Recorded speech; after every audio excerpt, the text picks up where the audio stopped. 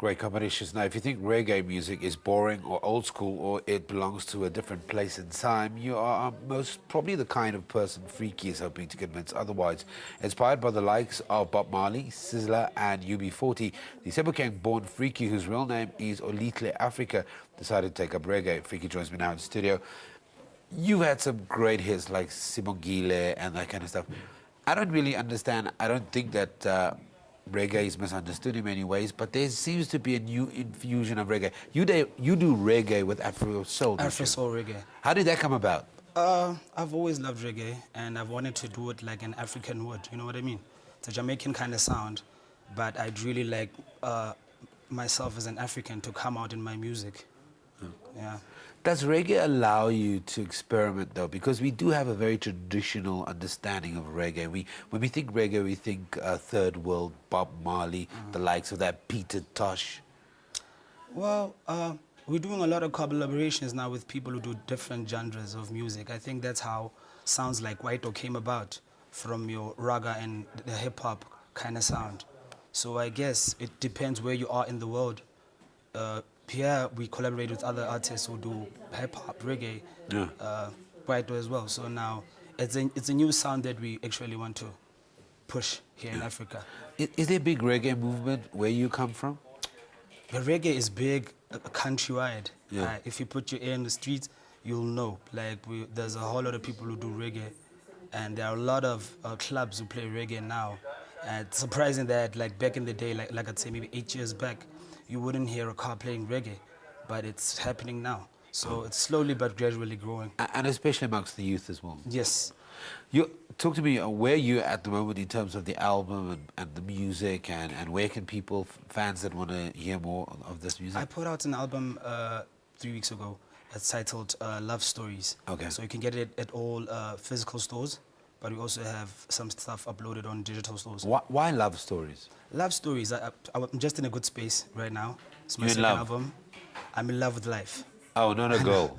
No, I'm in love with life. Okay. And you know what I mean? So the first one we did it was titled Beauty of Music. This one we decided to go really soft on it because of how I was feeling when recording and how my head was at the point. From a production perspective, you're putting out singles at the moment. Yeah, I've got before you put out the full-length album. Just the kind of feedback you've received off the music. We put out a song that I did with Luton Fire in Jamaica. We had a very good response. YouTube got a lot of likes. Yeah. And we put out Sebokeng now, and Sebokeng is getting appreciated more than the songs that we did previously. So we're growing as a team, Team Freeky. What does it say about, you know, where you were from a production perspective? If you think about the kind of music you wrote, didn't get the attention, then you put out a song and overnight people respond to it, they react to it, something's right. Is that saying that you've grown from a production perspective, from a lyrical perspective, from a content perspective, or is it just a song at the right time, right feel? The first album that we put out, it was just me doing what I love. And right now I realize that, and we all, like the guys that I work with, that we have a certain way that we need to sell music in South Africa, because it's not big, so we need to make people understand what we're doing by playing their kind of music or their kind of sound, or what they relate to.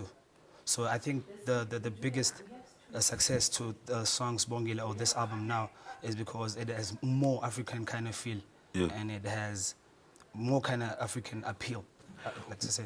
When you're putting out music, and as you're saying with Team Freeky and stuff like that, and you're an independent artist, just how difficult is it now? Or maybe it's not that difficult, maybe how easy is it now to get your music out and get to those gigs and get booked for gigs? Well, I wouldn't say it's easy. I think it comes with you putting yourself out there and people getting to see what you do, and being flexible as an artist. Can't be narrow-minded and say this is what you do. Gotta collaborate, gotta work on different kind of ways that you promote your music. Social media and whatnot has helped as well, you know what I mean? For sure. Yeah. On this album, when you put it into your, wherever you're going to listen to on whatever device, what is the journey you want the listener to go on? Like I said, I'm in love with life. So the kind of songs that I did, take you on an emotional roller coaster kind of thing, where you're in love with what you do, and sometimes you in pain because of love. You know what I mean? Sure. So it's a journey of experiencing love. And that's what you can experience. Yeah. Okay.